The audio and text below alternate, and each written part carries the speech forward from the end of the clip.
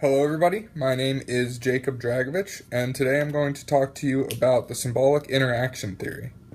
One of my main focuses with this is going to be talking about self-concept, and that should tie into the relationship between an individual and society.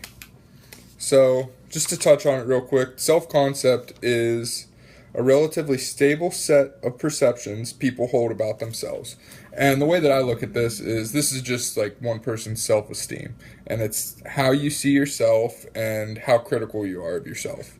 And one of the big problems with people, I think, are sometimes they're either overcritical or undercritical. And if you don't try to view yourself from somebody else's perspective, such as using the looking glass self, which is the ability to see ourselves as another sees us, you can sometimes come off as arrogant or as if you have a very low self-esteem.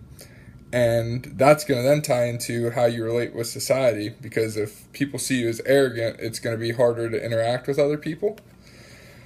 So one of the big things that I would say is that you really need to sit down and think about yourself, which probably sounds weird, but you can't be overcritical and you can't be undercritical. Otherwise, it's going to affect your entire life.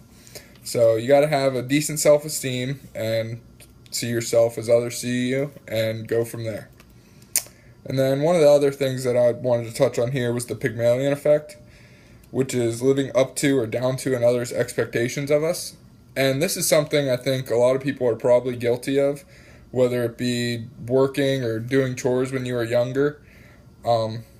If somebody doesn't expect much out of you, you usually don't give them much. But if somebody sets really high standards, you're going to give that basically your best effort and try to meet those standards.